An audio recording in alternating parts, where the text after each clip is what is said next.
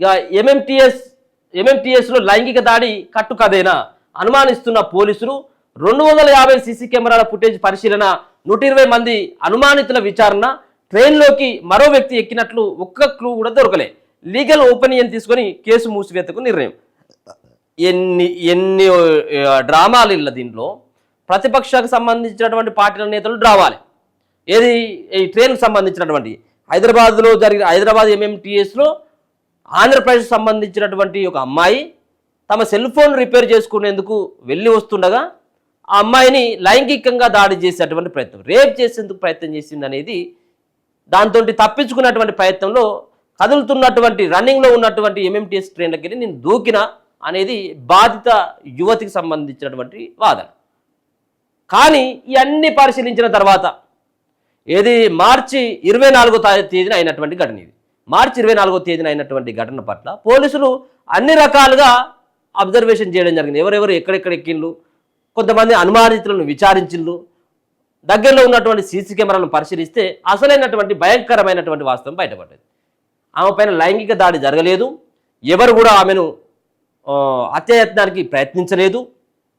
పోగా ఈమె దాంట్లో ఏది డ్యాన్స్ లేసుడు, ఇది ఉంటారు కదా సోషల్ మీడియా దాంట్లో పెట్టేదానికి రీల్స్ చేసేది, ఇది డ్యాన్స్లు ఎగురుకుంటూ ఆమె కదులుతున్నటువంటి ట్రైన్లో ఆమె డ్యాన్స్లు వేస్తూ ఉంటే కాలు జారి కింద పడ్డది.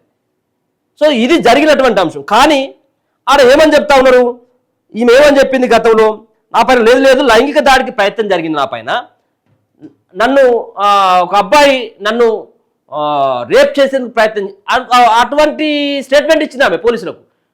గాంధీ హాస్పిటల్లో ఆమెకు ముఖం మొత్తం అంతా రైలులోంచి ఎంఎంటీఎస్ ట్రైన్లోకి వెళ్ళి కింద పడడంతో పక్కనే కంకర్రాలు గిట్లా ఉంటాయి కాబట్టి మొత్తం ముఖం అంతా కూడా ఛిద్రమైపోతే ఆమెకు ప్లాస్టిక్ సర్జరీ చేసిండు గాంధీ హాస్పిటల్లో. అయితే ఎందుకు చెప్పినామమ్మ ఇట్లా అంటే, మా అయ్యావ తిడతారు కదా, ఇట్లా అనేది ఉంటే ఇది వేరే రకంగా పోతుంది కాబట్టి నేను అట్లా చెప్పిన అనేది తెలుస్తూ ఉన్నది. కానీ మళ్ళీ ఇప్పుడు కొత్త రకంగా నేను ఏం చెప్పలేదు, పోలీసు వాళ్ళు కావాలని చెప్పేసి ఇట్లా చెప్తాను, మళ్ళీ బాధ్యత చూపుతాంటాను. సో ఒకసారి చూద్దాం ఏం జరిగింది అనేది కూడా. 250 సీసీ కెమెరాల ఫుటేజ్ పరిశీలన, 120 మంది అనుమానితుల విచారణ, ట్రైన్లోకి మరో వ్యక్తి ఎక్కినట్లు ఒక్క క్లూ కూడా దొరకలే, లీగల్ ఒపీనియన్ తీసుకొని కేసు మూసివేతకు నిర్ణయం. ఇంకా మరి పోలీసులు అంత ఈజీగా అయితే క్లోజ్ చేయరు కదా. దీనిపైన ఇక బీఆర్ఎస్ వాళ్ళు కానీ వేరే వాళ్ళు కానీ ఇదంతా కూడా ప్రభుత్వ వైఫల్యం, ప్రభుత్వ నిఘా లేదు, మొత్తం శాంతి భద్రత అంతా కూడా మొత్తం ఆగమైపోయినాయి హైదరాబాద్లోని వాళ్ళు మొత్తుకున్నారు. సరే ఏదైనా కానీ అట్లా జరిగితే ఎవరైనా కానీ సమర్థించం, దాన్ని ఖచ్చితంగా వ్యతిరేకించాల్సిందే. కానీ ఇది అత్యుత్సాహం అనాల్సిందే కదా. మనం ఎంఎంటీఎస్లో తనపై ఓ వ్యక్తి లైంగిక దాడికి యత్నించగా రైలు నుంచి దూకేశానని ఓ యువతి చెప్పిందంతా కట్టుకథేనా? ఆ యువతిపై లైంగిక దాడి జరిగినట్లు ఎక్కడ ఒక్క క్లూ కూడా దొరకపోవడంతో ఆమె చెప్తున్న మాటలు నిజం కాదని పోలీసులు ఓ నిర్ణయానికి వచ్చినట్లు తెలుస్తున్నది.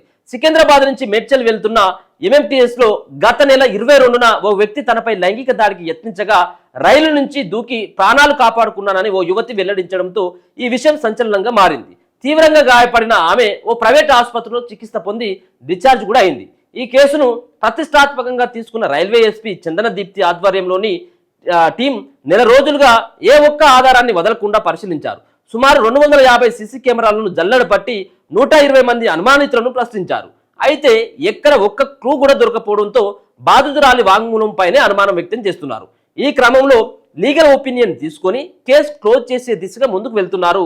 అయితే బాధితురాలు రీల్స్ చేస్తూ రైలు నుంచి పడిపోయిందని తల్లిదండ్రులు బంధువులు తిడతారనే భయంతో లైంగిక దాడి అని కట్టుకథ అల్లిందని సోషల్ మీడియాతో పాటు కొన్ని ఛానల్స్లో వార్తలు వచ్చాయి. దీంతో కర్నూలులో ఉంటున్న సదరు బాధితురాలు మీడియా ముందుకు వచ్చి మాట్లాడింది. ఓ వ్యక్తి తనపై లైంగిక దాడికి యత్నించడం వల్లే రైలు నుంచి దూకానని పోలీసులకు తప్పుడు సమాచారం ఇవ్వలేదనేది స్పష్టం చేసింది. ఇక మరి బాధితురాలేమో పోలీసులు చెప్పేటువంటి వర్షన్ అట్లుంటే బాధితురాలు లేదు పోలీసులకు అట్లెక్కడ చెప్పి నా పైన నిజంగా కూడా ఆ దాడికి యత్నం చేస్తేనే నేను అలాగే దునికినని చెప్పేసి ఆమె చెప్తాను. మళ్ళీ మీడియా ముందుకు వచ్చి బాధితురాలు ఏం చెప్పిందంటే, ఏపీలోని అనంతపురం జిల్లా ఉరవకొండకు చెందిన బాధిత యువతి, ఆమెకు 23 సంవత్సరాలు ఉంటాయట. మేడ్చల్లోని విమెన్స్ హాస్టల్లో ఉంటూ స్విగ్గీలో పనిచేసేది. గత నెల 22న సాయంత్రం మేడ్చల్ నుంచి సికింద్రాబాద్ రైల్వే స్టేషన్ సమీపంలోని ఓ సెల్ ఫోన్ రిపేర్ షాప్లో డిస్ప్లే మార్చుకునేందుకు వచ్చింది.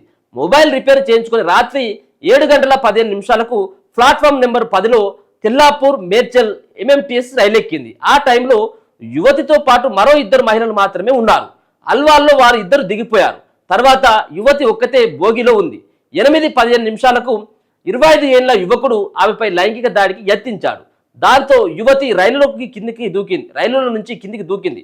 ఈ ప్లేస్లో గుండ్లపోచంపల్లి ఎంఎంటీఎస్ స్టేషన్కు 1/2 కిలోమీటర్ దూరంలో ఉంటుంది. యువతి చేతి మణికట్టు విరిగిపోయింది. ముఖం, గదవ, శరీరం నుంచి రక్తం పోతుండడంతో అటువైపు వెళ్తున్న వాళ్ళు గమనించి 108 అంబులెన్స్కు కాల్ చేశారు. ముందు గాంధీ దవాఖానకు తరలించారు. తర్వాత కేంద్ర మంత్రులు కిషన్ రెడ్డి, బండి సంజయ్ ఆదేశాల మేరకు ఓ ప్రైవేట్ ఆసుపత్రిలో చికిత్స చేయించారు.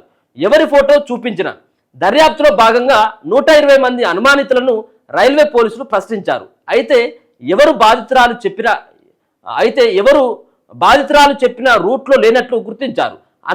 అనుమానితుల్లో నుంచి 4 ఫోటోలను ఎంచుకొని ఒకరోజు ఒకరిది, మరొక రోజు మరొకరి ఫోటోను బాధితురాలికి చూపించగా ఏ ఫోటో చూపించినా అతడే తనపై దాడి చేశాడని చెప్పడంతో పోలీసులకు షాక్ అయ్యారు. అన్ని టెక్నికల్ ఎవిడెన్స్ పరిశీలించిన తర్వాత ఎక్కడ ఆమె చెప్తున్నట్టు బోగిలో మగవారు ఎక్కినట్లు ఆధారాలు దొరకలేదు. దీంతో బాధితురాలు నిజం చెప్పలేదని నిర్ధారణకు వచ్చారు. ఏ ఫోటో చూపెట్టినా కానీ ఈయన అంటుందట. దాంతో అనుమానం వచ్చింది. అరే మరి అన్ని ఫోటోలు చూపెడితే ఒక్కరే కదా యత్నించింది లైంగిక దాడికి, మరి 4 ఫోటోలు చూపెడితే 4 వీళ్ళే అంటుందట. దాంతో అనుమానం వచ్చినటువంటి పోలీసులు ఆ దిశగా ఈమె పైన అనుమానం వ్యక్తం చేసింది. రాజకీయ పార్టీల సైలెన్స్. ఈ ఘటన రాజకీయ పార్టీలకు ప్రధాన అస్త్రంగా మారింది. బీజేపీ, బీఆర్ఎస్తో పాటు కొంతమంది ఘటనకు నిరసిస్తూ రోడ్డెక్కి ధర్నాలు, రాస్తారోకోలు చేశారు. కేంద్ర మంత్రులు కిషన్ రెడ్డి, బండి సంజయ్, ఇతర బీజేపీ లీడర్లు, బీఆర్ఎస్కి చెందిన మాజీ మంత్రులు ఆసుపత్రుల్లో బాధితురాలను పరామర్శించారు. న్యాయం చేసేంత వరకు పోరాడతామని హామీ ఇచ్చారు. చివరకు ఘటన అంతా ఉత్తదేనని రైల్వే పోలీసుల దర్యాప్తులో తేలడంతో ఇప్పుడు సైలెన్స్ అయిపోయారు. ఏం చేస్తారు ఇక? 250 సీసీ కెమెరాలు జల్లెడ పట్టిన గవర్నమెంట్ రైల్వే పోలీసులు జీఆర్పీ ఎస్పీ చందన దీప్తి బాధితురాలని పరామర్శించి స్టేట్మెంట్ రికార్డు చేసుకున్నారు. నిందితుడిని పట్టుకోవడానికి 4 స్పెషల్ టీమ్స్ ఏర్పాటు చేశారు. 2 బృందాలు సీసీటీవీ ఫుటేజ్ పరిశీలనను పనిపెట్టుకుంటే మిగతా 2 టీమ్స్ అనుమానితుల విచారణ, టెక్నికల్ ఎవిడెన్స్ సేకరించడానికి కష్టపడ్డారు. ఇందులో భాగంగా సుమారు 250 సీసీ కెమెరాల ఫుటేజ్లను పరిశీలించారు. ఎక్కడ బాధితురాలు చెప్పిన ఆనవాళ్లు ఉన్న వ్యక్తి మహిళల బోగిలో ఎక్కినట్లు కనిపించలేదు. ప్రమాదవశాత్తు పడిపోయిందా? బాధితురాలు చెప్తున్న దాన్ని బట్టి విచారణ జరిపితే ఎక్కడ బలపరిచే ఆధారాలు దొరకపోవడంతో ఏం జరిగి ఉంటుందనే కోణంలోనూ పోలీసులు దర్యాప్తు జరిపారు. ప్రమాదవశాత్తు పడిపోయిందా అని అనుమానించారు. ఎవరైనా మీదకు వస్తున్నప్పుడు దూకిన దానికి, ప్రమాదవశాత్తు కింద పడిపోయిన దానికి తేడా ఉంటుంది కాబట్టి ఆమె పడిపోయిన చోటును, బాధితురాలు చెప్తున్న బోగిని క్షుణ్ణంగా పరిశీలించారు. చివరకు బాధితురాలు ప్రమాదవశాత్తు పడిపోయి ఉంటుందన్న అంశం వైపే మొగ్గు చూపినట్లు సమాచారం. అయితే దీనిని కూడా టెక్నికల్గా నిరూపించే అవకాశాలు లేకపోవడంతో బయటకు చెప్పడం లేదని తెలుస్తా ఉన్నది. ఇప్పుడు ఎక్కడ కూడా ఇప్పుడు ఏమో నిందితులను పట్టుకోవడం పోలీసుల వల్ల అయితే లేదు. ఎందుకు అయితే లేదంటే అసలు నిందితులు లేరు కాబట్టి. మరి దీన్ని ఇప్పుడు నెల రోజుల దగ్గరకు వస్తుంది కాబట్టి కేసును ఏదో రకంగా క్లోజ్ చేయాలన్నా లేకపోతే ఏదో చేయాలి. ఉన్నటువంటి 250 కెమెరాలను, సీసీ కెమెరాలను ఫుటేజ్ని పరిశీలించాడు. ఎక్కడ కూడా అనుమానితులు లేకపోతే బోగిలు ట్రైన్లో ఎక్కినటువంటి నిందితులు ఎవరు కూడా మగవాళ్ళు ఎక్కినటువంటిది అవి లేవు. మరి ఏం చేస్తారు? ఏమైనా అనుమానం వ్యక్తం. ఈమెమంటా ఉన్నది లేదు నేను నా పైన లైంగిక దాడికి యత్నిస్తానే నేను దొరికినాను ఈమె చెప్తా ఉన్నది. మరి ఇప్పుడు కేసు ఎట్లా? ఆమె రీల్స్ చేస్తూ పడిపోయింది అనేది.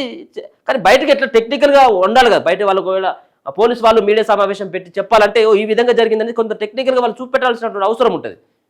మరి ఎట్లా చూపెడతారు ఏందనేది ఆమె ఏమో ఒప్పుకోవట్లేదు. లేదు నిజంగానే నా పైన లైంగిక దాడికి జరిగేందుకు ప్రయత్నిస్తేనే నేను దూకినని చెప్పేసి ఆమె చెప్తా ఉంది. సో ఇప్పటికి ప్రతిపక్షాలు అయితే మాత్రం సైలెంట్గానే ఉన్నాయి. అది ఆమెకు కేంద్ర మంత్రులు కిషన్ రెడ్డి పోయిండు, బండి సంజయ్ పోయిండు, మరో పక్కన బీఆర్ఎస్ పార్టీ సంబంధించిన లీడర్లంతా పోయిండు, ఆమెకు న్యాయం జరగాలని చెప్పేసి అయితే కొట్టాడిండు. సో ఏదేమైనప్పుడు కూడా వాళ్ళు ఇచ్చినటువంటి ఏదైతే ఇది ఇవాళ రేపు ప్రెస్ మీట్ పెట్టి ఇది క్లోజ్ చేసేటువంటి అవకాశం కనబడతా ఉన్నది. ఎందుకంటే ఉండొచ్చేమో పోలీసుల దగ్గర ఏమైనా టెక్నికల్గా లేకపోతే ఇంకేమైనా వాంగ్మూలం ఆమె ఇచ్చిందా లేదనేది. కానీ ఆమె మీడియా ముంగడికి నిన్న ఆమె కర్నూలు సంబంధించినటువంటి జిల్లా, ఆంధ్రప్రదేశ్ సంబంధించినటువంటి యువతి